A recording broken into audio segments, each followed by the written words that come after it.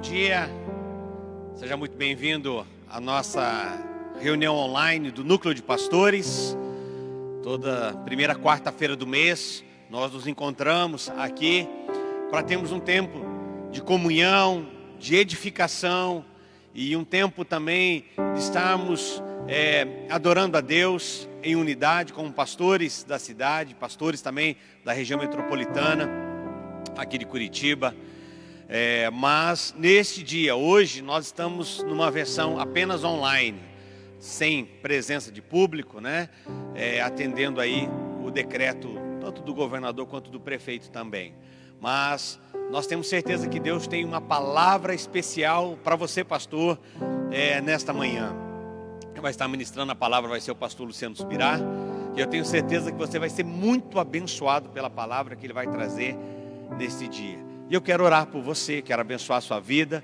Nós hoje estamos aqui com o Júlio Freitas, que vai estar fazendo louvor para nós. O Júlio é ministro, pastor da Igreja Tempo de Milagres. E nós queremos orar por você essa manhã. Queremos apresentar a Deus a sua vida nesta manhã. Pai, oramos e pedimos graça em favor do Senhor nesta manhã. Pedimos que a tua misericórdia, Senhor, ela se renove sobre as nossas vidas, Senhor. Deus, e queremos orar por cada vida, cada pastor, cada líder, cada pessoa que está, Senhor, nos acompanhando neste momento, na sua casa, no seu trabalho, aonde ela estiver. Que o Senhor a abençoe, toque sobre a vida dela, Pai. Deus, nós pedimos, Pai, guarda-nos, Senhor, debaixo da tua poderosa mão, em nome de Jesus. Amém. Vamos adorar a Deus. Pastor Júlio.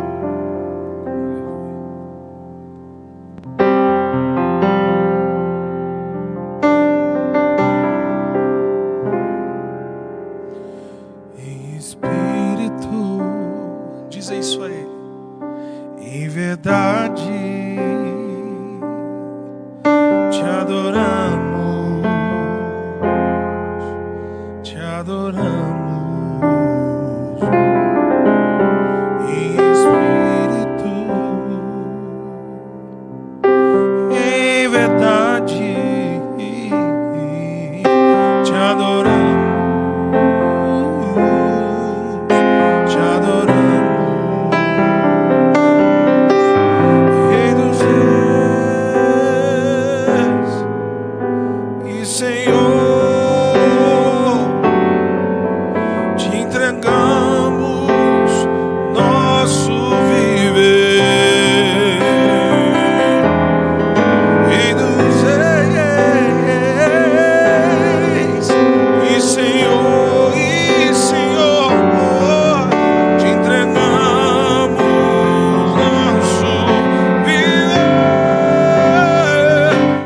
Te adorar,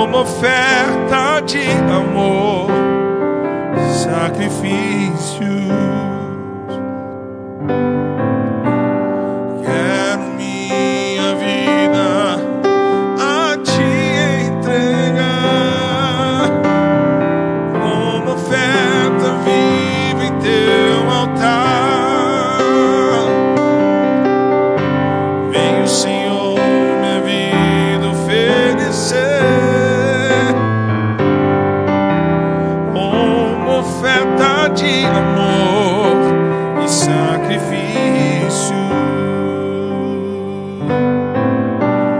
Quero minha vida a te entregar,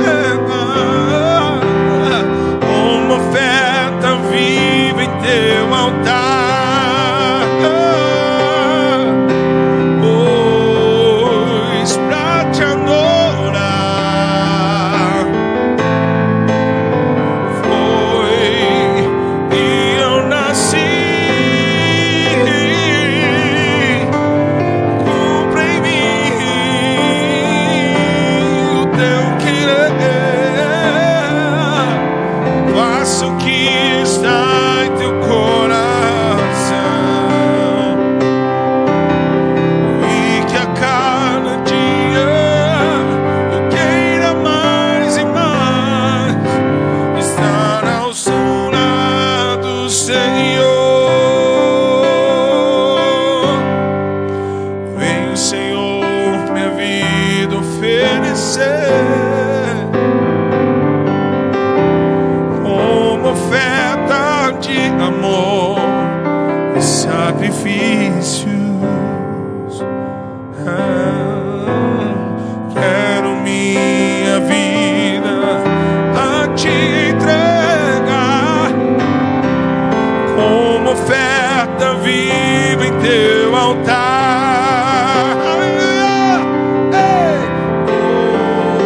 Pois pra te adorar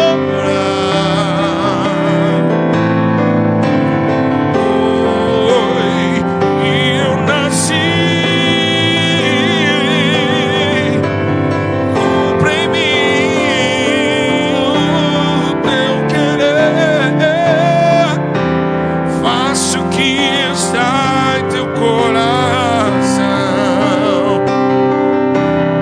e que a cada dia eu queira mais e mais estar ao seu lado, Senhor.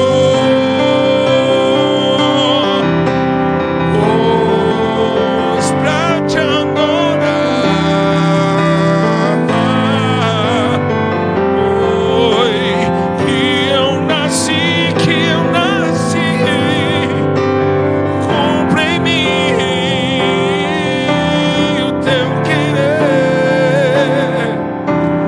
faça o que está em teu coração, e que a cada dia eu queira mais e mais estar ao teu lado, Senhor. Estar ao teu lado, estar ao teu lado, estar ao teu lado, Senhor.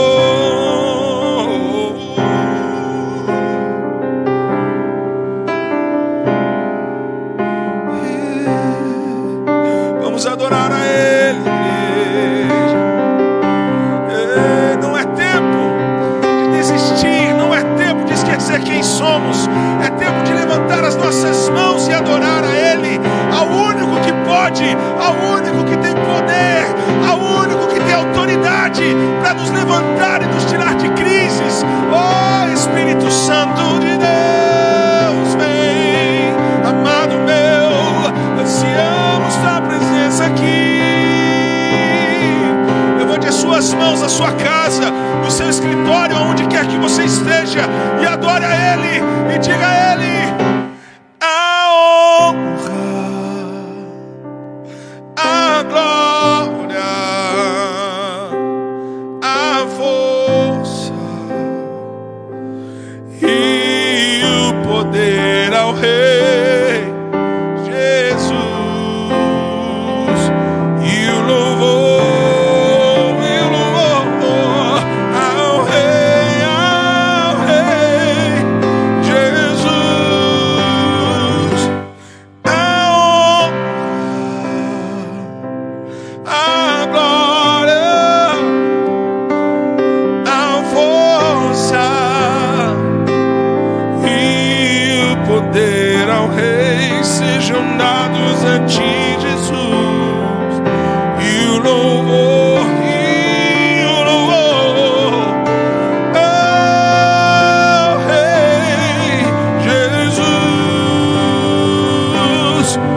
Hosana, Hosana, diz ali, Hosana, o nosso Rei. Hosana, Hosana, Hosana, Hosana, o nosso Rei. Hosana, Hosana, Hosana, Hosana, o nosso Rei. A honra, a glória, a força e o poder ao Rei Jesus, e o louvor ao Rei Jesus.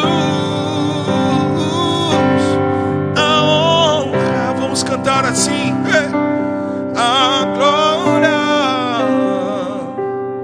a força e o poder ao Rei Jesus, e o louvor ao Rei Jesus.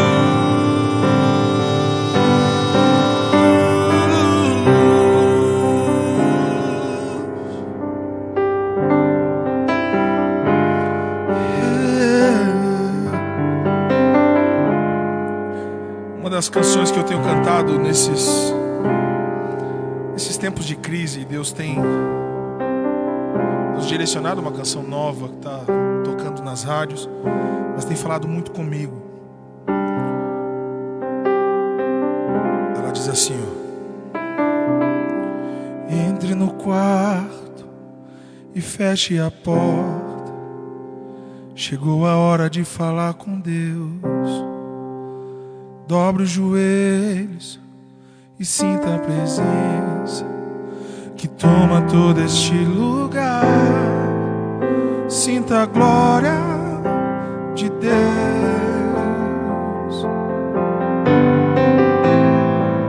Sinta a glória do Pai.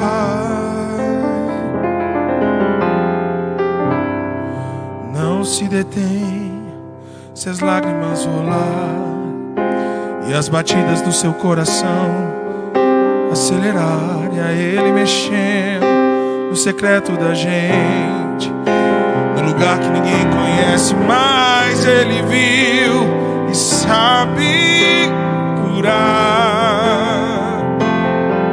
Ele viu e sabe o remédio para curar toda a ferida. Jesus,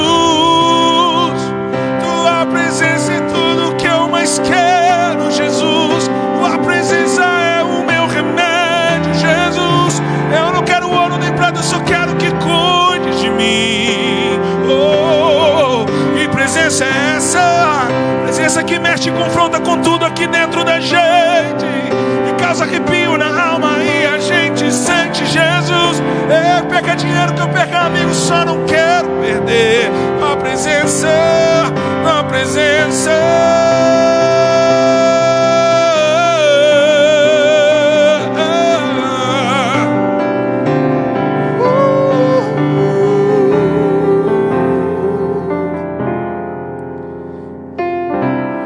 Não se detém se as lágrimas rolar e as batidas do seu coração acelerar.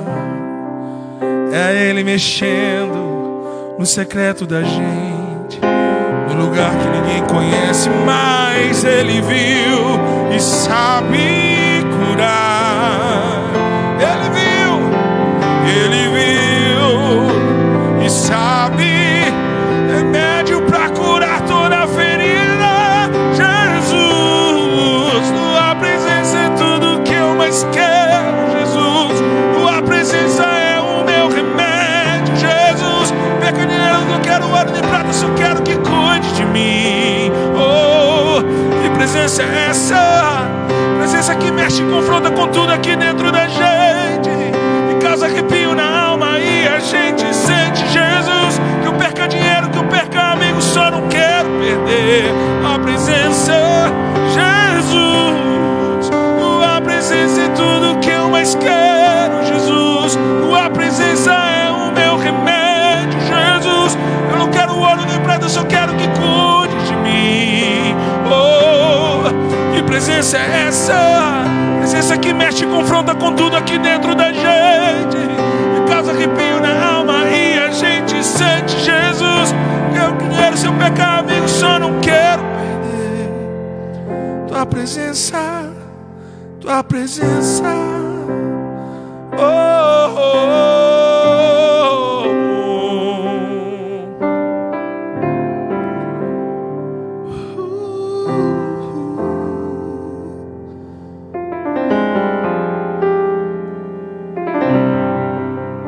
Pai, nós te damos graça por essa manhã. Bendizemos o teu santo e maravilhoso nome, Jesus. Obrigado, Deus, por tudo que o Senhor tem feito em nós e também através de nós. Nesta manhã eu quero apresentar, Senhor, cada pastor, cada líder, cada pessoa que está acompanhando, Senhor, essa transmissão online. Cada pastor, Senhor, do núcleo de pastores, cada pessoa, Senhor, que está na sua casa ou no trabalho, Senhor, ouvindo adoração, Senhor, e vai ouvir a tua palavra. Nós queremos pedir graça e favor do Senhor sobre essas vidas. Pai, nós oramos agora pelas igrejas da cidade, Senhor. Pedimos, Pai, que o Senhor possa abençoar cada pastor, cada líder, a família desses líderes também, as finanças, Senhor. Pedimos, Pai, o teu cuidado sobre as igrejas da cidade de Curitiba, a região metropolitana do nosso estado. A tua palavra diz que as comportas do céu, do inferno não prevalecerão contra a igreja do Senhor. Pai, as portas das nossas igrejas, Senhor, são bálsamos, são curas, Senhor, para o povo que precisa, Senhor, de um toque especial neste momento. Deus, e pedimos, Pai, que o Senhor esteja derramando, Pai, cura do nosso estado, da nossa cidade, Pai. Deus, queremos orar também pelas famílias dos pastores, famílias desses líderes, Senhor. Alguns que conhecemos que estão passando, Senhor, por alguma enfermidade, por algum desafio, alguma luta. Pedimos, Senhor, vem e traz restauração, traz cura, traz um milagre, Senhor, sobre essas vidas. Pai, nós queremos orar também, Senhor, e pedir pelas autoridades, Senhor, pelo nosso presidente, Senhor, Jair Messias Bolsonaro. Queremos pedir também, Senhor, interceder pela vida do governador, Senhor, do estado, Carlos Massa Ratinho Júnior, pela vida do prefeito da nossa cidade, Rafael Greca. Queremos pedir, Senhor, graça e favor do Senhor, para que o Senhor os conduza, Senhor, debaixo da tua sabedoria, Senhor. Deus, nós queremos pedir por cada vereador da nossa cidade também, cada deputado estadual, federal, senadores, Senhor. Deus, queremos apresentar a vida deles diante de ti, Senhor. Os profissionais da área da saúde também. Queremos pedir favor do Senhor sobre essas vidas. Que o Senhor esteja guardando, Senhor, os protegendo e dando sabedoria nas decisões, Senhor, tanto municipal, estadual ou federal.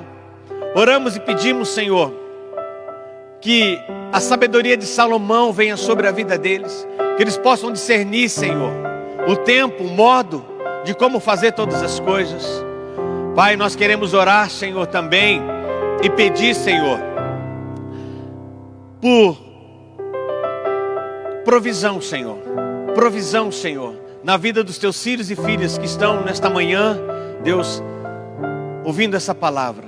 Provisão, Senhor, na área financeira, provisão na área emocional, que o Senhor possa, Senhor, suprir todas as nossas necessidades, Senhor, física, emocional. Que o Senhor esteja falando aos teus filhos e filhas, Pai, nesta manhã. Deus, oramos, Pai, e pedimos, Senhor, pelas famílias daqueles que estão passando, Senhor, neste momento, por dificuldades, Senhor, financeiras, emocionais, familiares. Pedimos, Senhor, vem com o teu bálsamo, vem com tua cura, Senhor, Vem com tua transformação, Senhor, no nome de Jesus, para a glória do Senhor. Amém e amém. Bom dia a todos vocês que estão nos acompanhando nessa transmissão online. Hoje estamos com a nossa reunião de pastores, do Núcleo de Pastores online, sem a presença aqui dos irmãos pastores e amigos. E a nossa oração é para que tudo isso passe o quanto mais rápido possível. Já faz alguns meses aí, passamos de 90 dias já nessa tensão. Se eu me recordo, acho que o último culto presencial que nós tivemos foi no dia 15 de março. E desde então estamos aí sofrendo com essa questão. Mas não só nós, como também a nossa cidade, o nosso estado, o nosso Brasil tem passado um momento bem difícil. E nós, como pastores, precisamos estar sempre orando, intercedendo, pedindo graça e favor do Senhor sobre a nossa nação. O Brasil precisa de cura, o Paraná precisa de cura, a nossa cidade de Curitiba precisa de cura. Não só isso, ontem também tivemos aí uma chuva muito forte na nossa cidade aqui. Tivemos também um vento muito forte na cidade, muita gente ficou sem luz, Muitos estão ainda sem luz na nossa cidade. Tivemos aqui também no estado de Santa Catarina um vento muito forte e nós precisamos, como pastores, líderes neste momento, estar orando, intercedendo por todas essas situações. Amém? Nesta manhã nós vamos ter uma palavra muito especial com o pastor Luciano Subirá. Ele é pastor da Alcance Curitiba também, aqui conosco. E pastor Luciano Subirá também lidera o Ministério Orvalho. Você que não conhece, depois pode acessar lá o site orvalho.com. E você tem mensagens ali que vão edificar a sua vida. E hoje, em especial, ele vai trazer uma mensagem que eu tenho certeza que vai abençoar muito a sua vida. Mas neste momento nós queremos ofertar a Deus, nós queremos honrar a Deus com as nossas finanças. Quero convidar o pastor Milton, que vai estar trazendo uma palavra, e em seguida o pastor Luciano vai estar ministrando a palavra de Deus. Obrigado, pastor Júlio Freitas, que ministrou louvor aqui. Deus abençoe a sua vida. Deus abençoe você que está nos acompanhando pela internet. Que Deus possa estar falando muito ao seu coração.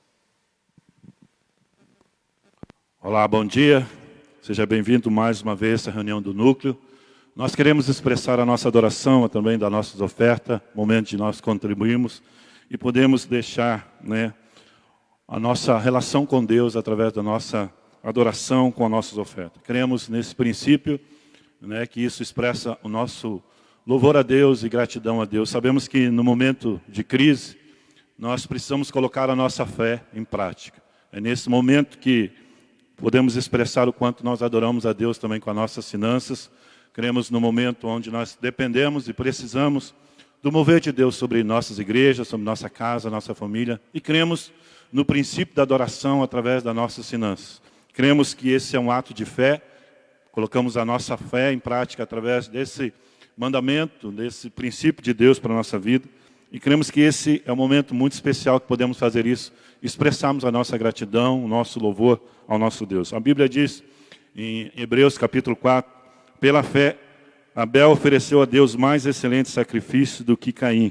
Então, pela fé, atitude de fé. A fé não é ficar esperando, a fé é nós cremos no nosso Deus, que podemos depender da sua ação, do seu mover sobre a nossa vida. Então, a fé, ela age. E nesse momento, nós precisamos agir em fé, expressando o nosso amor, a nossa gratidão a Deus. A Bíblia diz que Abel ofereceu mais excelente sacrifício do que Caim. E a Bíblia diz que, por esse ato, ele foi justificado diante de Deus, e mesmo depois de morto, a sua oferta ainda fala. Essa expressão de nós ofertarmos é uma comunicação com Deus, expressa o nosso amor, a nossa devoção ao nosso Deus e a nossa fé, que cremos que Ele supre todas as nossas necessidades e cremos que é nesse momento de crise, de situação que vemos, que nós dependemos de Deus e nós sabemos que o céu não está em crise. Por isso, nós queremos obedecer o princípio desse momento de honrar ao Senhor com nossos bens. Vai aparecer aí na tela a conta do núcleo, você pode fazer a sua transferência, você pode fazer um depósito, como você fica mais prático para você. Mas é um momento que nós queremos honrar a Deus com nossos bens e queremos realmente expressar a nossa fé, a nossa gratidão. E eu creio né, no mover de Deus. Eu creio que Deus abre a janela do céu e derrama sobre nós a nossa bênção. Então, faça sua oferta, sua contribuição, expressando generosidade, né, essa comunicação a Deus através da nossa oferta. Mesmo depois de morta a oferta de Abel, fala, expressa, né, o que ele fez. Ele colocou Deus em primeiro lugar. Cremos na bênção, na provisão de Deus sobre a nossa casa, nossa igreja e o ministério. Eu quero orar e poder abençoar a sua vida e declarar a janela do céu sendo aberta sobre a sua igreja, sobre a sua casa, sobre a sua família. Pai, nós queremos adorar ao Senhor com nossos bens. O Senhor conhece a necessidade, conhece, Deus, que cada momento, Deus, as igrejas estão passando, mas nós cremos que Tu és um Deus fiel, que está acima de tudo, Senhor. Por isso nós queremos expressar a nossa fé no Senhor, através da nossa contribuição, através da nossa oferta. Pedimos, abençoa, Pai, cada igreja, cada pastor, que a bênção do Senhor, que o milagre, nós sabemos que esse é um tempo de provarmos o milagre e a Tua bondade e a Tua fidelidade. Abençoa, Senhor, cada contribuinte, cada ofertante, que eles possam provar, Pai, mais e mais da Tua palavra se cumprindo em nós, nas nossas vidas. Queremos Te adorar, louvar e engrandecer o Teu nome. Recebe a nossa adoração, recebe o nosso louvor, porque Tu és digno de toda a honra, toda a glória e todo o louvor. Te agradecemos em nome de Jesus. Amém. Amém. Deus abençoe a todos. Nós vamos agora passar a palavra de Deus. Tenho certeza que Deus tem uma palavra para ministrar o seu coração que vai abençoar a sua vida.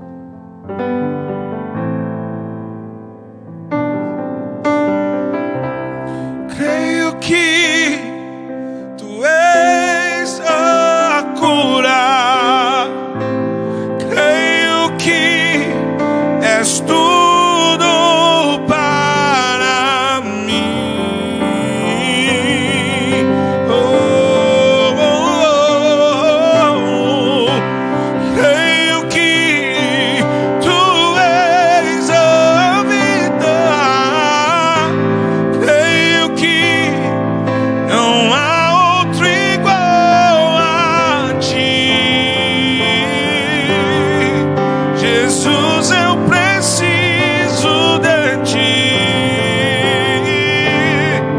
Não há outro igual. Nada é impossível para Ti. Nada é impossível. Nada é impossível para Ti.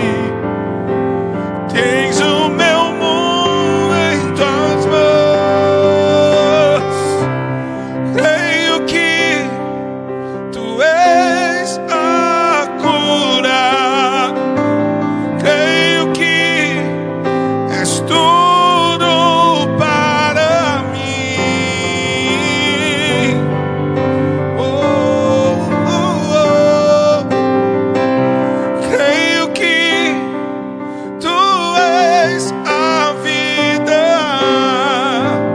Creio que não há outro igual a Ti. Jesus, eu preciso de Ti.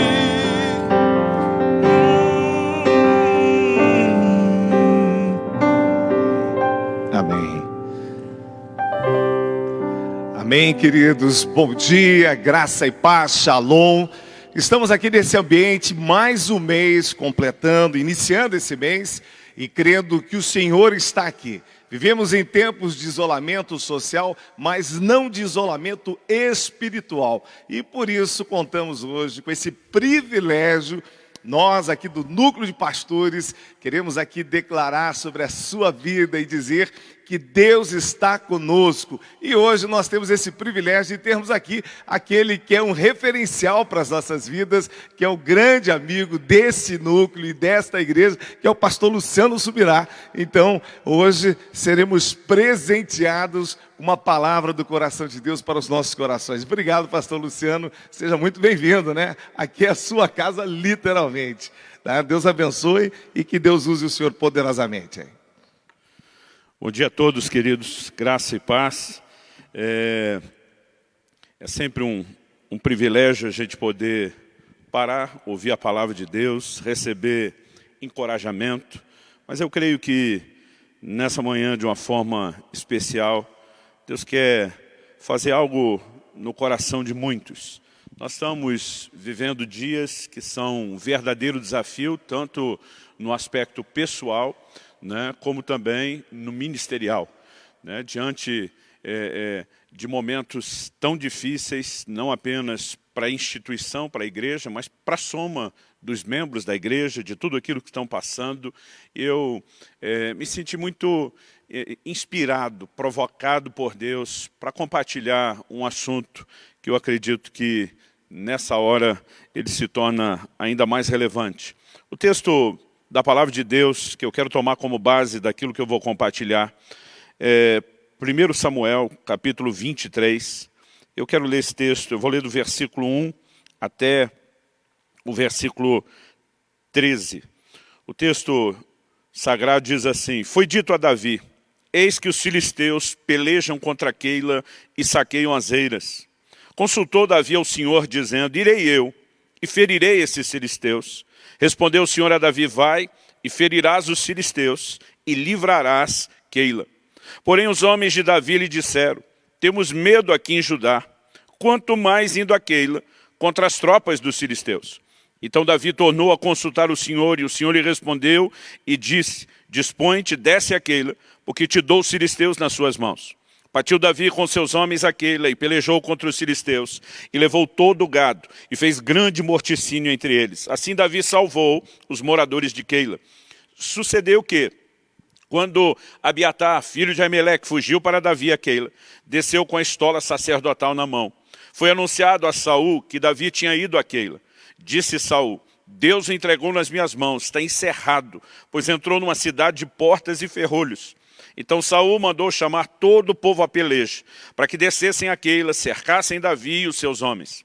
Sabedor, porém, Davi, de que Saul maquinava o mal contra ele, disse a Abiatar, o sacerdote: Traze aqui a estola sacerdotal. E orou Davi: Ó Senhor, Deus de Israel, teu servo ouviu que Saul, de fato, procura vir a Keila para destruir a cidade por causa de mim.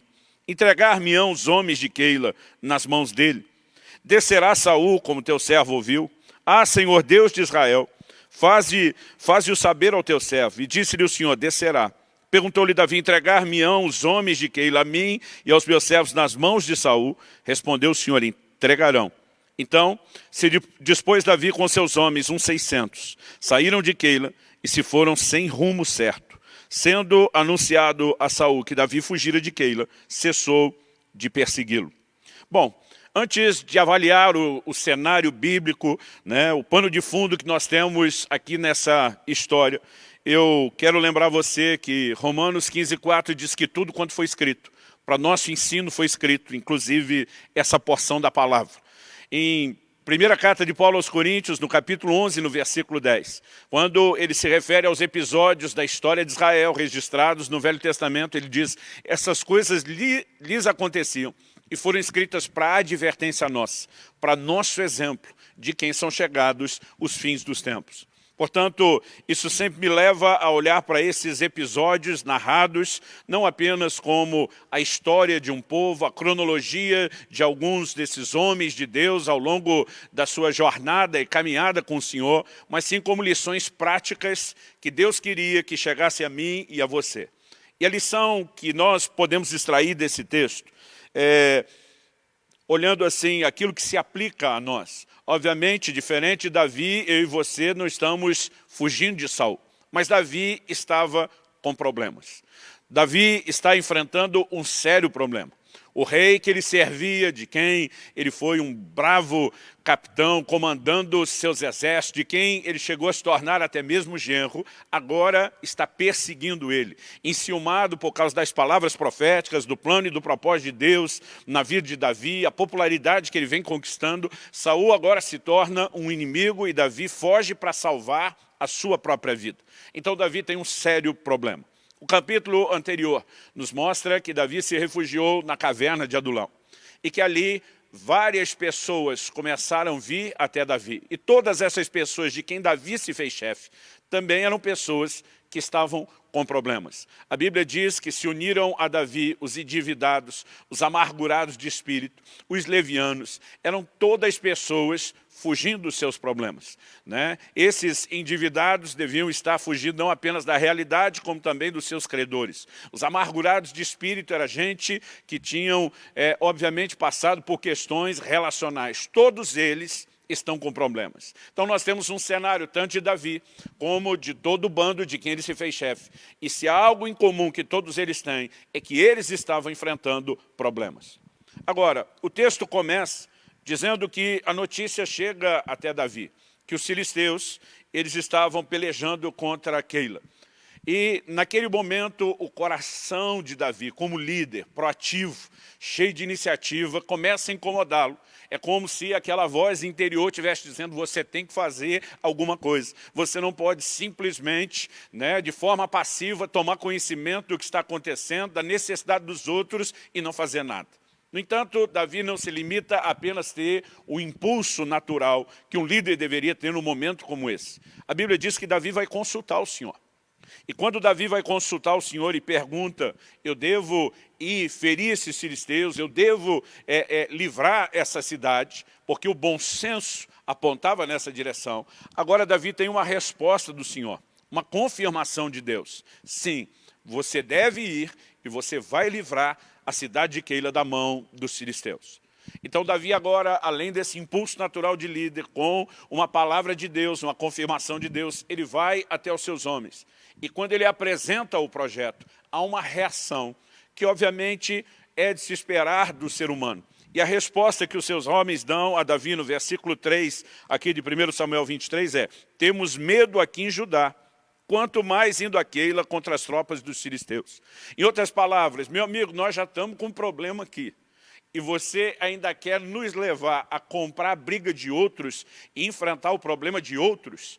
Nesse momento, a Bíblia não entra em detalhes, mas esses homens me parecem ter sido tão convincentes que Davi agora vai consultar o Senhor novamente. É quase como se estivesse dizendo, será que eu realmente ouvi Deus? Né? Será que Deus realmente me deu esse direcionamento? Porque a lógica apresentada por eles era muito forte. E é como se eles estivessem ganhando aquela argumentação. Então Davi vai de novo ao Senhor. Eu devo realmente fazer isso? E o versículo 4 nos mostra que o Senhor novamente diz a ele, dispõe-te, desce a Keila, porque eu te dou os filisteus nas suas mãos. E de alguma forma agora com a convicção em Deus. E esse foi o único argumento. Davi consegue mobilizar aqueles homens, então finalmente ele vai livrar essa cidade. Qual é o ponto comum, né, que nós podemos extrair dessa lição para a nossa vida? Nós, né, que vivemos hoje tanto tempo depois, que não temos esse tipo de batalha, né, esse tipo de guerra que eles enfrentaram.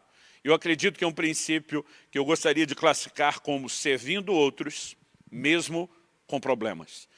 Eu e você, muitas vezes, estamos diante, né, dessa árdua responsabilidade de exercitar o ministério. Mas precisamos reconhecer que os problemas que enfrentamos, eles têm o poder de trazer abatimento sobre nós. E nós precisamos entender que nossos problemas pessoais não precisam necessariamente se tornar uma desculpa para que a gente deixe de servir outros que estão também em necessidade e precisando da nossa instrumentalidade. Eu acredito que entender isso como princípio bíblico pode mudar completamente a nossa perspectiva. Nós, muitas vezes, temos dificuldade, né, de nos movermos nessa direção, de servir outros, mesmo quando eu e você estamos lidando com problemas pessoais. E eu gostaria de construir aquilo que eu vou compartilhar ao longo dessa mensagem em 3 pontos bem distintos, que serão também 3 perguntas, 3 questionamentos. O primeiro deles, né, está ligado a essa missão mesmo de encarar que Deus deseja usar a minha vida para ajudar os problemas de outros, mesmo quando eu estou diante de problemas pessoais. Nós podemos falar isso, né, na perspectiva bíblica, olhando o Velho Testamento, e podemos falar isso olhando o Novo. Em Atos 1:8, o Senhor disse para os seus discípulos, vocês vão receber poder ao descer sobre vocês o Espírito Santo, e vocês serão minhas testemunhas. Eles tinham um comissionamento. Atos 8:1 nos mostra que a igreja agora está debaixo de perseguição. Então, esse pessoal está com problema, mas a Bíblia diz, por onde eles passavam, anunciavam a palavra do Senhor, mesmo fugindo da perseguição.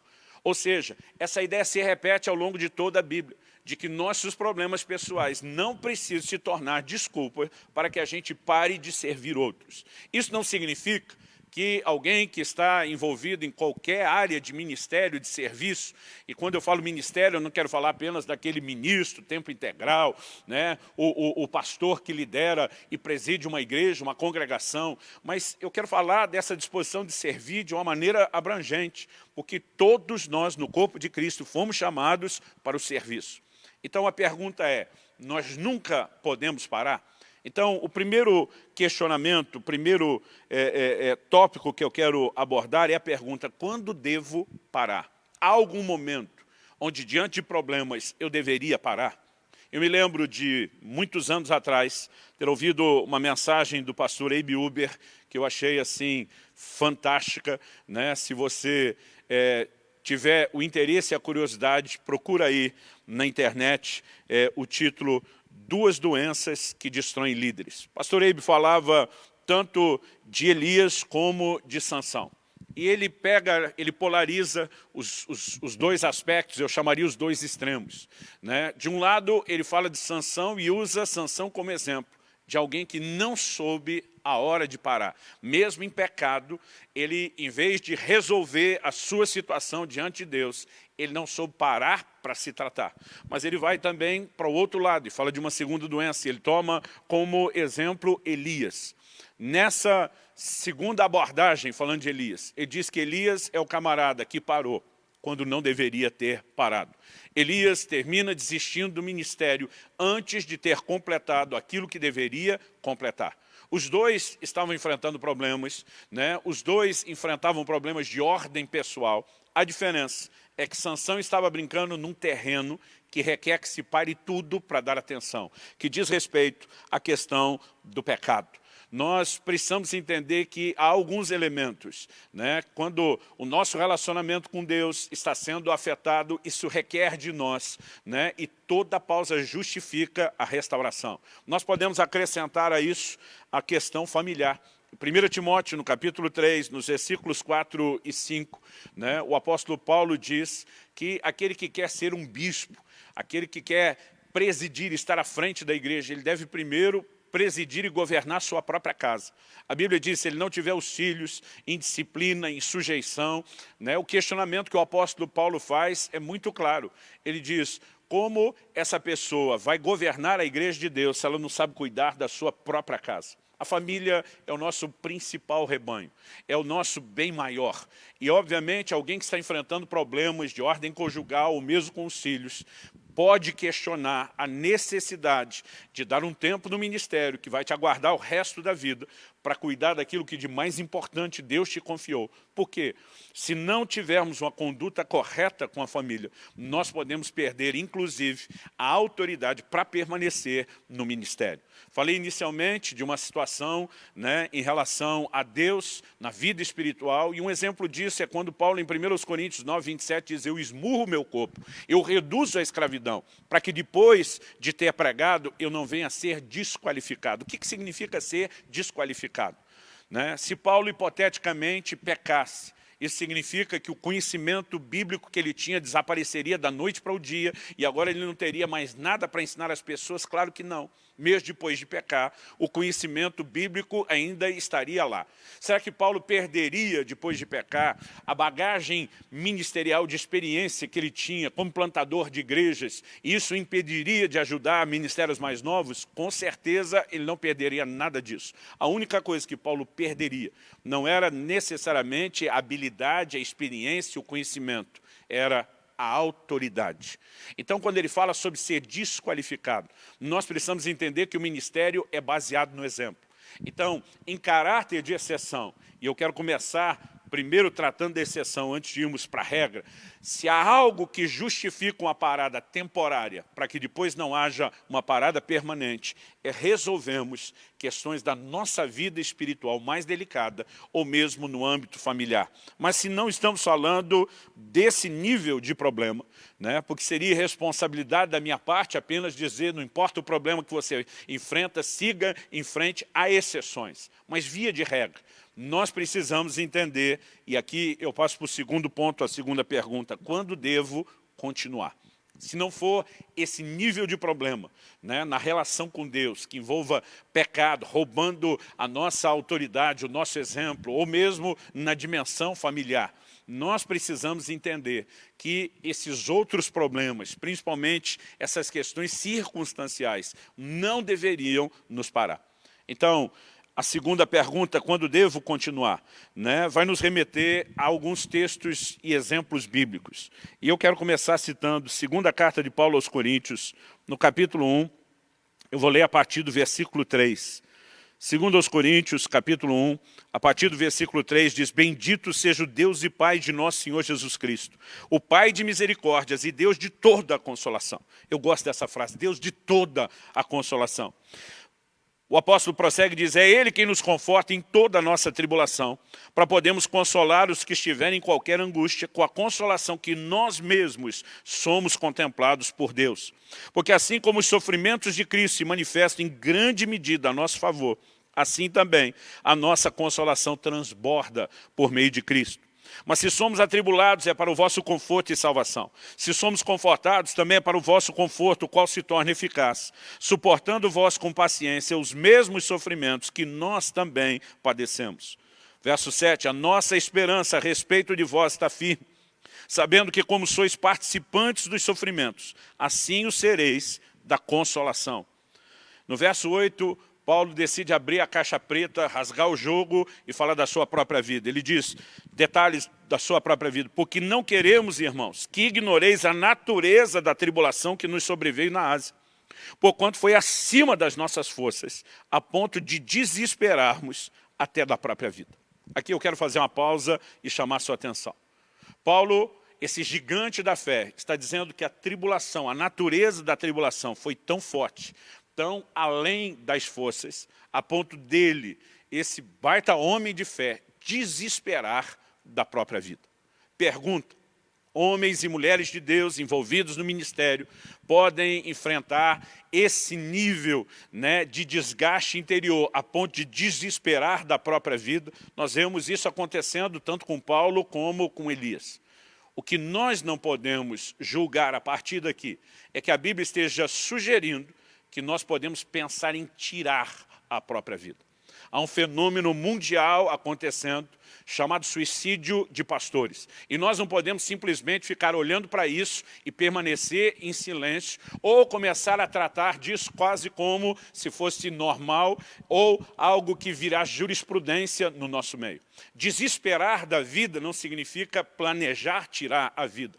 Nós olhamos para Elias e a Bíblia diz que ele, diante de Deus, honestamente diz para Deus, melhor me é morrer do que viver.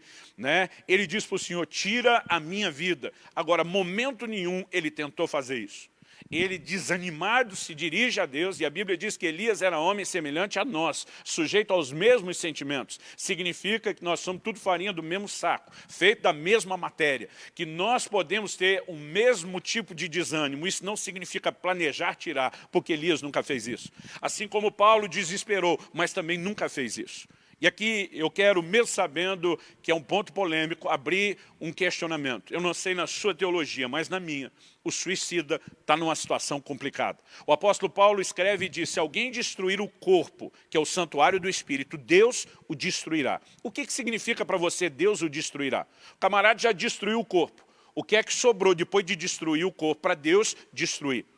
Na minha percepção, a Bíblia nos apresenta Deus como autor e doador da vida. Ele entrega, Ele é quem tem o direito de tirar. Nós não podemos nos posicionar e decidir fazer isso. Eu sei que há questões a serem discutidas, como o caso de sanidade mental, e obviamente não vou entrar nisso aqui agora, mas nós precisamos voltar a proclamar um bom e claro ensino, dizendo essa nunca foi, não é e nunca será a saída para ninguém.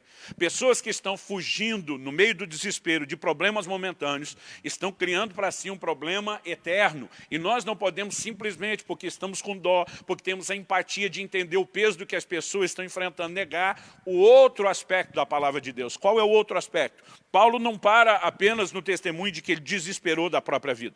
Olha o versículo seguinte, o verso 9 de 2 Coríntios 1. Ele diz, contudo, já em nós mesmos tivemos a sentença de morte, para que não confiemos em nós, e sim no Deus que ressuscita os mortos. Paulo está dizendo que quando Deus nos fez falhos, limitados, impotentes do jeito que somos, Ele estava mandando uma mensagem que Ele não queria que nós confiássemos em nós mesmos ou na nossa própria capacidade, mas no Deus que ressuscita os mortos, no Deus que pode mudar toda e qualquer situação, mesmo aquelas que naturalmente falando, quando a gente olha e diz, não, não dá mais, morreu, acabou, é irreversível, Ele está dizendo, Deus pode todas as coisas. No verso seguinte, o verso 10, Paulo continua e diz, o qual nos livrou e livrará de tão grande morte, em quem temos esperado que ainda continuará a livrar-nos, ajudando-nos também vós, com as vossas orações a nosso favor, para que por muitos sejam dadas graças a nosso respeito, pelo benefício que nos foi concedido por meio de muitos.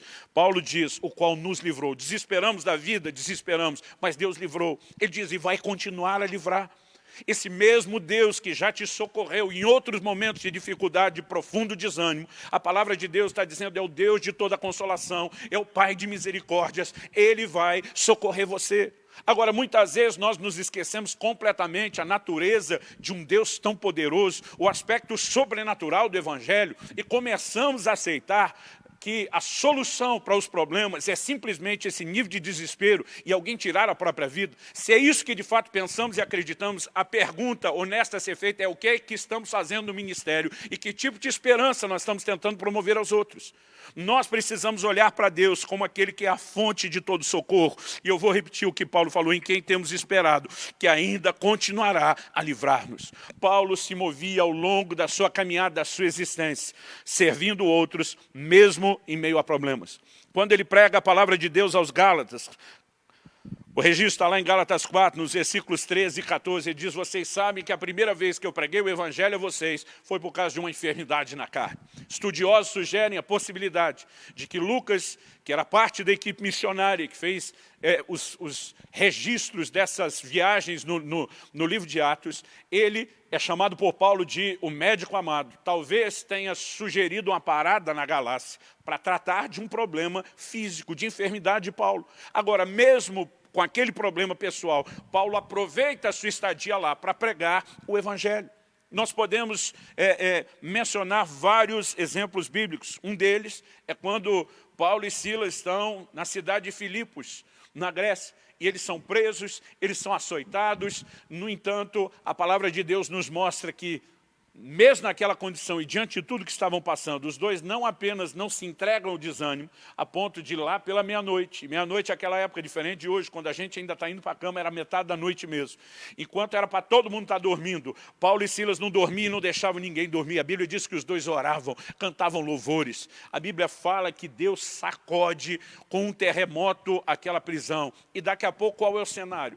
Paulo e Silas, ainda sem sequer ter sido cuidado ou tratado das feridas dos seus açoites, estão pregando o Evangelho na casa do carcereiro. Essa marca de servir outros com problemas é encontrada não apenas na vida de Paulo. Segundo Reis, capítulo 13, a Bíblia nos mostra que Jeoás, rei de Israel, vai visitar Eliseu. Eliseu estava, diz a Bíblia, enfermo da enfermidade da qual haveria de morrer. E esse é o último episódio da vida de Eliseu. A Bíblia descreve do versículo 14 ao 19 o que aconteceu, e no 20 fala da morte de Eliseu. Nas minhas contas, além de enfermo, Eliseu tem que estar muito velho, porque embora a Bíblia não fale a idade com que ele morreu, a Bíblia fala os reis que ele serviu durante o seu ministério. E quando você calcula a soma de anos que esses reis governaram, mesmo que Eliseu tenha começado muito novo, ele tem que estar com pelo menos 80 anos de idade. O velhinho está lá, já com muita quilometragem, ele está enfermo e num momento de necessidade prestes a partir, e ainda assim ele se dispõe a ser um instrumento de Deus e ministrar a vida de Joás. Nós vamos ao longo da Escritura encontrar inúmeros exemplos desses. E algumas dessas situações, semelhantes àquilo que eu e você já passamos, muitas vezes ainda geram um certo sentimento. Esse sentimento eu queria descrever não apenas como o desânimo que eu e você temos diante do próprio problema, mas muitas vezes é lidar com aquilo que, se não tomarmos cuidado, ele vai entrar dentro de nós como se fosse um senso de injustiça.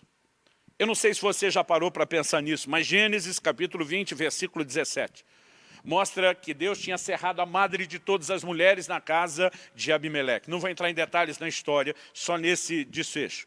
E a Bíblia diz que Deus mandou que Abraão orasse. Enquanto Abraão orava, a Bíblia diz que Deus abriu a madre de todas aquelas mulheres. Mas Sara, mulher de Abraão, que tem a promessa de Deus ter um filho estéril, ela continua na mesma situação. Muitas vezes eu e você não apenas temos que vencer o desânimo daquilo que estamos passando, mas ainda temos que lidar com situações como essa, de ver Deus nos usar para promover algo na vida de outros que ainda não aconteceu nem no próprio problema que nós enfrentamos. Quantas vezes tivemos que encorajar outros quando nós mesmos estávamos desanimados? Me lembro de uma palavra que Deus me deu, encorajando um irmão, que ele viveria um milagre de provisão, e ele viu aquilo acontecer. E eu mesmo estava numa situação igual ou pior do que a pessoa, e não vi aquilo acontecer para mim. Nós podemos olhar ao longo da caminhada. Esse ano eu vou completar 27 anos só de ministério pastoral. São quase 30 anos já servindo a Deus no ministério, se somar os primeiros anos de um ministério itinerante. E muitas vezes eu tive que lidar com esse sentimento. Me lembro dos primeiros anos do ministério pastoral, eu estava com a hérnia de disco que me manteve numa cama por 15 dias. Cerca de um mês depois do problema, eu tinha uma agenda, eu tinha que pregar numa outra cidade, num outro estado, e me movendo com muita dificuldade, ainda com muita dor, mas já agradecido por não estar preso e confinado à cama, eu fui cumprir aquele compromisso. Eu lembro que eu subi o púlpito com muita dificuldade, eu andava assim bem, de forma lenta, arrastando a perna. Quando cheguei para pregar, eu literalmente me debrucei sobre o púlpito, aqueles velhos e antigos púlpitos de madeira, aquela caixote forte, eu me debrucei, expliquei para os irmãos qual era o meu problema, por que eu não ia nem me mexer e pregar ali debruçado. E estou pregando, compartilhando a palavra de Deus. Eu estou próximo do fim da mensagem. E de repente o Espírito Santo fala ao meu coração. Chame à frente todos aqueles que estão sofrendo de hérnia de disco. Porque eu vou curar todos. Eu nunca no meu ministério tive um comando como esse. Foi a única vez. Deus dizendo que ia curar todo mundo de um mesmo problema. Nunca vi todo mundo de um mesmo problema numa reunião ser curado. Mas naquele dia esse era o comando, a direção de Deus. E apesar do meu estado, eu lembro que eu comecei a rir, e no público falei, gente, casa de ferreiro, espeto de pau. Falei, eu estou aqui, já expliquei qual é o meu problema. Mas Deus acabou de me dar essa palavra. Então, eu lembro que eu falei, se você consegue acreditar nisso, a despeito da minha situação, sai do seu lugar, vem aqui para frente que eu vou orar com você agora. E mais ou menos umas 20 pessoas vieram à frente. Eu lembro que quando esses 20 chegaram, o auditório devia ter umas 400 pessoas, não acho que passava disso. Eu lembro que eu perguntei, todos vocês estão com problema de hérnia de disco? A turma assim. Eu falei, bom, vamos fazer o seguinte, vamos separar aqui para o meu lado direito, quem está em crise, com dor agora. Quem tem o problema de vez em quando, só que incomoda, espera aqui do meu lado esquerdo. Por que eu estava separando? Eu falei, eu quero orar primeiro com quem está com dor, para que a gente possa ver que Deus de fato está aqui para agir, para intervir. E quando eu falei isso, a grande maioria passou para o meu lado direito, só 3 ficaram do lado de lá, que não estavam com dor, que não estavam em crise. Eu lembro que eu olhava e dizia, certeza que todo mundo está com esse mesmo problema e em crise? Eles sim. E lá vou eu orar por eles. Eu lembro que eu falei, Deus está aqui para curar a hérnia de disco, mas para descer do púlpito, ir até eles, impor as mãos, eu brinco que aquele negócio assim foi complicado, porque eu andava literalmente com muita dificuldade, arrastando a perna, e eu me sentia um pateta diante daquela situação, dizendo, Deus está aqui para curar a hérnia de disco, que eu mal conseguia andar na direção deles. Bom, para resumir a história, eu toco no primeiro, e ele foi instantaneamente curado. Cada vez que eu impunha as mãos, eu sentia um calor correndo do braço, eu tinha a sensação de que eles sentiam aquilo quando eu tocava, porque é como se corresse pela minha mão e eu via a reação da pessoa. A primeira pessoa mesmo, eu vi o susto dela, falei, o que foi? Ele falou, um calorão entrou em mim na hora que você me tocou. Eu falei, procurador aí. Meu Deus, não tá. A pessoa começou a chorar, a gritar, a fazer festa, e eu brinco que tudo que você precisa, né, para num ambiente de cura, provocar a fé das pessoas, é ter o resultado, né, já na primeira pessoa. Eu olhei para o segundo e falei, e aí, você está pronto? Ele disse, estou pronto. Impus as mãos, ele teve a mesma reação, perguntei, esquentou aí? Ele falou, não, aqui esfriou. Falei, bom, estava quente quando saiu daqui, mas cadê a dor? Meu Deus, não está aqui. Ele começa, né, a fazer festa, um por um. Eu vou tocando, impondo as mãos, e eles vão sendo curados, só que de um para o outro, eu literalmente me arrasto, porque a minha hérnia de disco está terrível. Depois de ter orado com uma meia dúzia, mais ou menos, eu começo, tentando de forma discreta, botar a mão na minha própria coluna, pensando, quem sabe eu consigo alguma coisa aqui. Né? Como ficaria muito chato impor a mão em mim mesmo, na frente de todo mundo, eu só impunha as mãos, né? Brinco, parecia assim, mulher grávida de lado, botava a mão na costa, orava por mim, eu não sentia nada. Para mim não tinha calor, não tinha, né, dor desaparecendo, e eu fui vendo aquelas pessoas serem curadas uma por uma. No final da reunião, se você me perguntar qual era o seu sentimento, era de grande alegria por todos eles? Não. Era de frustração com Deus. Dizer por que funcionou para eles e não funcionou para mim. E muitas vezes esse é o sentimento que nós podemos ter. Mas quando nós perguntamos, né, fizemos a primeira pergunta, quando devemos parar? A segunda pergunta, quando devemos continuar? É evidente que se não estamos falando, né, de pecado, de um problema familiar sério que requer atenção, não há nada, biblicamente falando, que justifique a nossa parada. O ministério requer de nós, eu gosto de dizer, tanto firmeza como perseverança. Né? Falando de firmeza, eu quero ler um versículo e de perseverança outro. Em 1 Coríntios, no capítulo 15, o apóstolo Paulo nos mostra, na verdade, algo muito interessante. No versículo 58, eu gosto muito desse texto, já usei muito esse texto para encorajar a nossa própria liderança na igreja. Paulo diz assim, portanto, meus amados irmãos, sede firmes, inabaláveis e sempre abundantes na obra do Senhor, sabendo que no Senhor o vosso trabalho não é vão. Algumas verdades a serem consideradas aqui. Primeiro, a Bíblia mostra que nós temos que ser sempre, não de vez em quando, não ocasionalmente, mas recorrentemente, permanentemente, abundantes na obra do Senhor. Ou seja, a nossa produtividade não deveria diminuir ou baixar. Agora, antes de nos mandar ser abundantes, a Bíblia primeiro manda ser firme e inabalável. Por que Deus nos mandaria ser firmes e inabaláveis? Porque nós vamos enfrentar situações que vão tentar tirar a nossa firmeza e que vão tentar nos abalar. Então a ideia não é só manter a produtividade, é primeiro manter essa firmeza em Deus, esse estado inabalável, não importa o tipo de problema que a gente enfrenta, para que então, a despeito deles, e não por causa da ausência deles, a gente possa continuar servindo o Senhor. Mas eu falei tanto de firmeza como de perseverança. Em Gálatas, no capítulo 6, no versículo 10, nós lemos a respeito de perseverança. O apóstolo Paulo diz assim, na verdade, eu vou ler o versículo 9 antes do 10. Diz, e não nos cansemos de fazer o bem, porque a seu tempo ceifaremos, se não desfalecemos. Por isso, enquanto tivermos oportunidade, façamos o bem a todos, mas principalmente aos da família da fé. O que significa ter oportunidade? Além de você estar vivo, é você perceber que há pessoas que precisam de você. Davi está fugindo de Saul, mas ele percebe que os moradores de Keila estão precisando de ajuda. Imediatamente ele entende, né, que o bem ele deve ser feito enquanto houver oportunidade. Mas é interessante que o versículo 9 diz, não nos cansemos de fazer o bem. Outro dia alguém falou para mim, mas pastor, fazer o bem cansa. Eu falei, se não cansasse, a gente não teria uma instrução para não cansar de fazer o bem. Né? Ele falou, mas pastor, nós estamos falando de fazer o bem. Eu falei, pergunta para uma dona de casa, se ela se cansa de cuidar da casa e de cuidar do marido e dos filhos. Por mais que ame a família de forma sacrificial, essas mulheres cansam. Fazer o bem cansa. Se não cansasse, não haveria uma necessidade. Agora, o maior cansaço não diz respeito ao volume de trabalho que nós temos. E nem só o fato de que muitas vezes estamos servindo outros enquanto lidamos com os nossos problemas. Eu acredito que talvez um dos maiores motivos de desânimo no ministério, e aqui eu realmente quero tentar chamar a sua atenção. Eu termino com o terceiro e último tópico, que novamente é uma pergunta. A pergunta é: de onde vem a nossa recompensa? Porque uma das coisas mais frustrantes para a maioria dos pastores, dos líderes, dos ministros que eu já ouvi se queixarem, é aquilo que seria talvez o ponto comum maior do desânimo. É muitas vezes as pessoas dizerem: eu tenho doado a minha vida e eu não vejo gratidão da parte das pessoas. Não há reconhecimento daquilo que fazemos.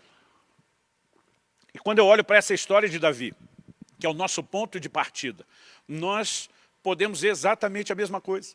Davi coloca a sua vida, a vida dos seus homens em risco, vai para a batalha, peleja contra os filisteus, vence, se torna o herói da cidade. Aí a gente fica imaginando, esse povo vai honrar e celebrar Davi, o seu grande herói, pelo resto da vida, certo? Não, errado. Quando ele entra na cidade que ele acabou de livrar, em uma cidade murada, e a notícia chega para Saul de que Davi está na cidade murada, Saul sabe que é a chance de estabelecer um cerco. E quando agora a notícia chega para Davi, ó, Saul está mobilizando a nação para vir atrás de você. Então, Davi vai a Deus e ele faz algumas perguntas. A primeira pergunta é: Senhor, é verdade que Saul está vindo contra seu servo? E Deus responde. Vou deixar aqui o estilo de resposta mais contemporâneo na linguagem. Deus diz: pior que está vindo, Davi. Aí ele faz a segunda pergunta. Agora ele sabe que Saul está vindo. O povo de Keila vai me entregar nas mãos dele, de Saul? E esse é o momento que Deus diz: pior que vai, meu filho. Você consegue imaginar o sentimento dentro de Davi? Senhor, eu podia estar quieto na caverna de Adulão, eu podia estar escondido, eu podia não ter nem ligado para eles, mas eu vim aqui, coloquei minha vida em risco, assim como a dos meus homens, nós nos demos por eles. E agora simplesmente eles vão esquecer o que a gente fez. E Deus está dizendo, basicamente é isso. Talvez mais desanimador do que apenas ter que servir outros no meio dos nossos problemas, é imaginar que depois de todo sacrifício, nem sempre nós vamos ter gratidão das pessoas. Agora preste atenção, eu não estou dizendo que nunca haverá gratidão. Estou dizendo que nem sempre haverá gratidão ou reconhecimento. E eu acho que é importante separar isso, porque alguns vão para o outro extremo, como se nunca houvesse gratidão. Em Atos 16, quando Paulo e Silas vão pregar na casa daquele carcereiro de Filipos, ele acaba oferecendo comida, lavando as feridas. Ele, depois de entender aquilo que recebeu através deles, ele muda completamente o trato e demonstra gratidão. Quando Paulo está na ilha de Malta e começa a orar pelos enfermos que são curados, o comportamento do povo da ilha, que já havia demonstrado hospitalidade, se intensifica ainda mais, encher o Paulo e aqueles náufragos prisioneiros de provisão para a próxima viagem no navio. Então, nós não podemos olhar para as Escrituras ou para a experiência e dizer que nunca haverá demonstração de gratidão das pessoas. Mas nós também não podemos achar que nunca haverá demonstração de ingratidão. Porque a memória das pessoas, muitas vezes, é curta. Naquele momento em que foram ajudadas, né, elas podem demonstrar alguma empolgação, mas, às vezes, pouco tempo depois, se esquecerem completamente daquilo que você fez.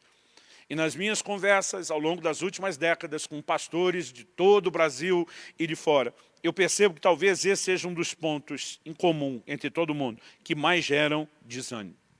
E nós precisamos saber lidar com isso. Saber lidar com isso como? Quando Davi pergunta para Deus, Saul está vindo, Deus diz, pior que está. Esse povo vai me entregar nas mãos dele, pior que vai. Você não vê Davi discutindo com Deus.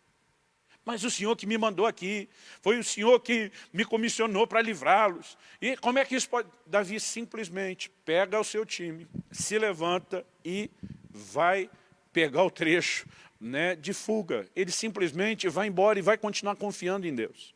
O que eu e você precisamos entender que não foram os moradores de Keila que pediram ajuda ou socorro para Davi. Deus mandou Davi socorrê-los. Então Davi simplesmente entende o quê? Eu não fiz isso só para essas pessoas. Mais do que fazer para essas pessoas, eu fiz para o Deus que me mandou servir essas pessoas. Tem muita gente que eu e você ajudamos ao longo do ministério. E a verdade é que, embora alguns peçam ajuda, muitos, talvez eu diria até a grande maioria, nem pediu. Nós fomos lá enviados por Deus para oferecer ajuda.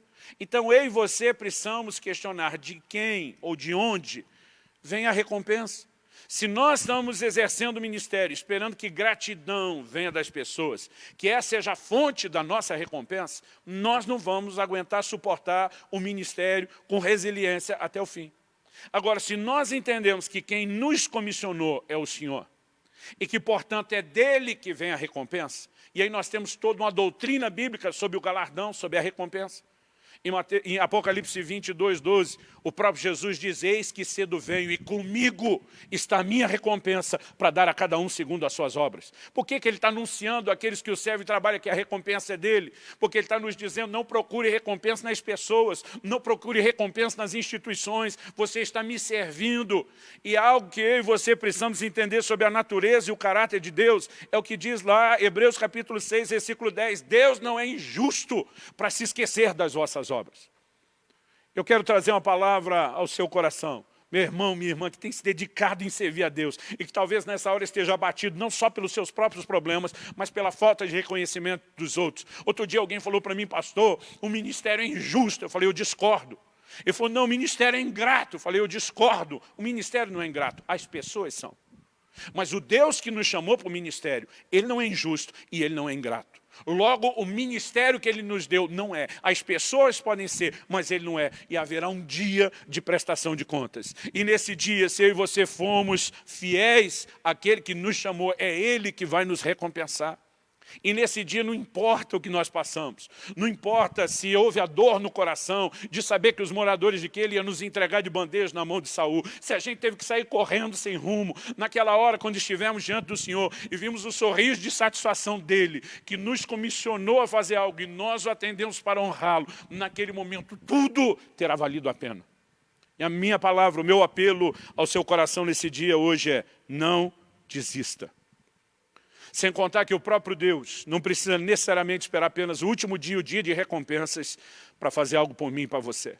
Há um princípio bíblico de que quando eu e você servimos outros, algo pode ser liberado em nosso favor. A Bíblia diz em Jó 42, 10, que enquanto Jó orava pelos seus amigos, Deus mudou o cativeiro dele. Muitas vezes, enquanto eu e você estamos servindo outros com problemas, isso abre portas para que Deus também interfira na nossa própria situação. Um anjo de Deus aparece a Cornélio, está registrado lá em Atos 10, e diz, Cornélio, não foram apenas tuas orações e tuas esmolas subiram para a memória diante de Deus. O que é que o texto está nos dizendo? Que aquilo que nós fazemos pelos outros, para ajudar os outros, chama a atenção de Deus para nós, para a gente.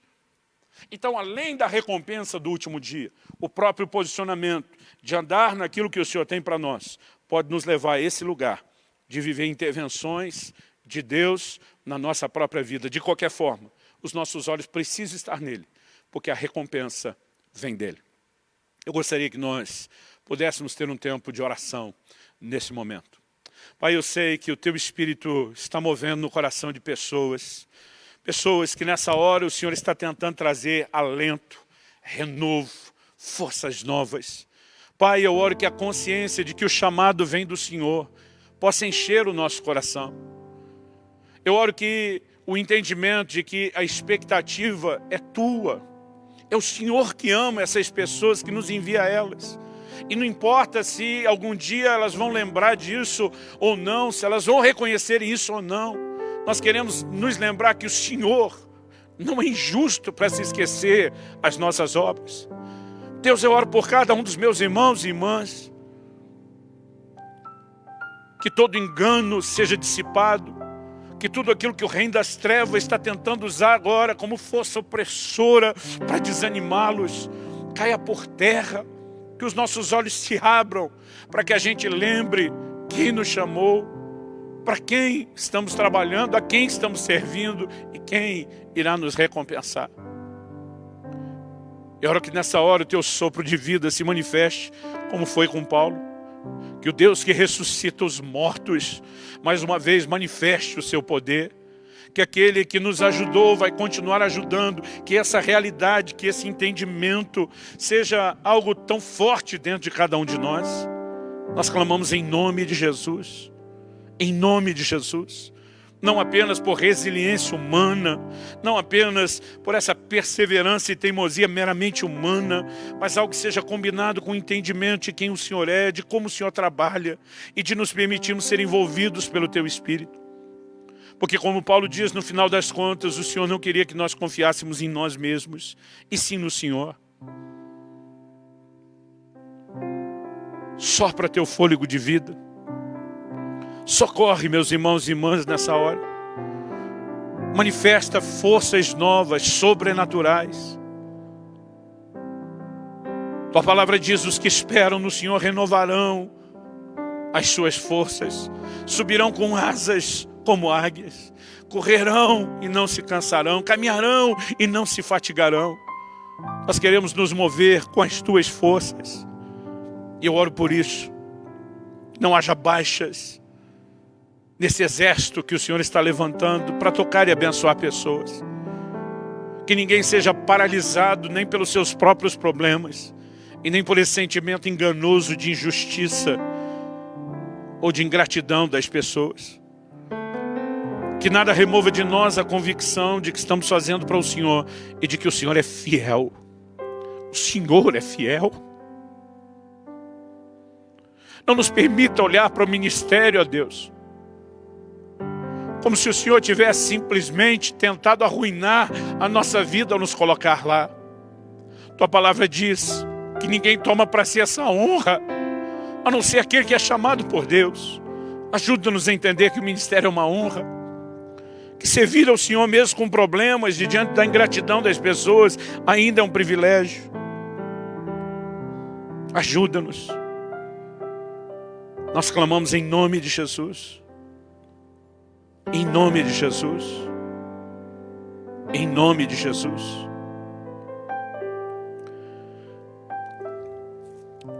Antes de terminarmos, tem uma história que eu vi de uma missionária amiga. Ela já ministrou aqui no núcleo há um tempo atrás, Vilma Laudelino. Tem um testemunho de conversão extraordinário. Isso lhe abriu muitas portas para que ela levasse o evangelho em muitos lugares. Isso foi muito tempo atrás. Ela me contou essa história no final da década de 90 e já fazia um tempo que isso tinha acontecido. Ela diz, Luciano, eu estava viajando e pregando em países aqui da América Latina. Desnecessário dizer que há muitas décadas atrás, a gente não tinha a logística de viagem que tem hoje, as facilidades. Eu acredito que ela estava no Chile, atravessando uma parte daquelas cordilheiras numa viagem de ônibus, muito tempo longe de casa e da família. Ela disse, eu estava tão cansada do trabalho. Eu estava tão cansada do tempo fora. Eu estava tão cansada de tanta coisa. Ela diz, eu cheguei no meu limite. Ela diz, eu lembro que havia neve do lado de fora. Eu estou olhando aquela paisagem fria, gelada. Ela diz, eu estava viajando sozinha. Normalmente esses bancos de ônibus são para 2 pessoas. Ela diz, não tinha ninguém do meu lado. Eu estou ali dizendo, Deus, eu não aguento mais. Eu não aguento mais. Eu estou tão cansada. Ela diz, quando de repente alguém sentou do meu lado. Ela diz, não é que sentou apenas com muito jeito. Ela diz, você lembra daqueles bancos que não eram separados e quando alguém senta largando o peso com um pouquinho de intensidade, balança do outro lado? Foi algo mais ou menos assim. Era impossível não perceber que a pessoa sentou. Ela diz, incomodada até pelo jeito de ter sentado, porque eu queria privacidade, naquele momento estava abrindo o coração com Deus. Ela diz, eu olhei apenas com o rabo do olho, com o canto do olho. Ela diz, tudo que eu consegui ver naquele ângulo foi o joelho e a perna. Ela diz, eu achei muito estranho, porque aquela pessoa que sentou do meu lado era um homem de vestido e com a sandália no pé. Ela diz, lembre que está nevando lá de fora. Não é aquele tipo de veste que você espera que alguém desse tipo de inverno esteja usando, muito menos um homem, né, na cultura ocidental. Ela diz, eu achei aquilo estranho, mas eu estou tomada e absorta nos meus pensamentos. Mas ela diz, de repente esse homem se aproxima e ele começa a falar perto do meu ouvido e dizer, minha filha, não desista. Eu preciso de você. Ela disse que ainda implicou, pensou, pronto, tudo que eu precisava é de um doido vestido desse jeito, metido a profeta, para me falar algo. Mas aquelas palavras, elas tinham um poder maior do que a racionalização e a argumentação dela. E começaram a incomodá-la, ela não conseguia simplesmente se desviar daquilo. E ela percebe que ela está sendo no mínimo grosseira com alguém que está tentando oferecer algum tipo de ajuda. E ela enxuga os olhos e ela vira para falar e pedir perdão, e de repente ela olha e não vê mais ninguém. Imaginando que aquela pessoa tivesse levantado, ela levanta e começa a procurar. O ônibus está em movimento, não parou em nenhum momento. Ela pensa, não vai ser difícil achar alguém vestido desse jeito. Mas ela vai e volta várias vezes e ninguém no ônibus está vestido daquela forma, com aquelas características. Então ela ainda confusa, sem ter processado direito, está passando. Pergunta para as pessoas à volta, onde foi aquele homem que sentou do meu lado agora há pouco? As pessoas olham para ela com a cara de espanto e dizem, que homem, a senhora está viajando sozinha no seu banco desde o início da viagem. Não, alguém sentou aqui por um pouquinho e levantou a senhora. Ninguém se mexeu nesse ônibus nas últimas horas. Ela pergunta para um, para outro, todo mundo está dizendo a mesma coisa. Até que de repente a ficha caiu. Eu gosto de quando a Bíblia fala que os olhos dos discípulos do caminho de Emaús se abriram. Não é só a ficha cair de forma natural. Tem hora que aquela cegueira simplesmente desaparece e Deus permite a gente entender. E Deus falou ao coração dela, eu sentei ao seu lado, eu falei com você. Eu lembro que enquanto eu ouvia aquela história, não era apenas o quão espetacular a história era. Eu estava num momento de desânimo no ministério. E a presença de Deus desceu naquela sala, enquanto a Vilma conversava comigo e com a minha esposa. E nós fomos sobrenaturalmente renovados e fortalecidos por Deus, por causa de um lembrete. Jesus está dizendo, não fique olhando para as pessoas ou para os seus problemas. Lembre que eu estou contando com você. Ele é digno do nosso melhor. Muitas vezes ao longo do ministério o desânimo bateu. De forma recorrente, insistente, persistente. Mas na maioria das vezes, o que me deu forças para não desistir e continuar foi lembrar dessa voz que um dia falou com a Vilma. Eu preciso de você, não desista. Ele é o mesmo Deus que disse, nunca te deixarei. Jamais te desampararei. As palavras dele permanecem fiéis. Ele continua sendo fiel, ele não é injusto. Coloque seus olhos nele. Não desista. Nós vamos ter uma canção sendo ministrada. Eu quero que você aproveite esse tempo na presença de Deus antes de terminarmos. Que o Senhor te abençoe e te fortaleça de forma sobrenatural.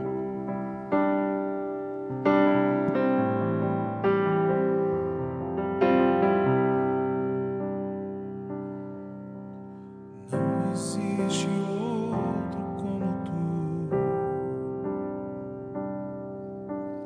Tua presença incomparável é. Nada nesse mundo satisfaz. Tu és a fonte, nunca secará. Tua presença é o céu pra mim.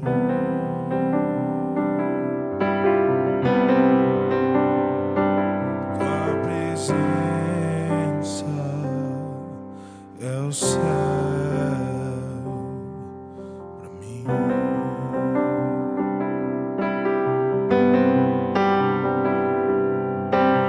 O tesouro do meu coração, onde estou fraco esteja.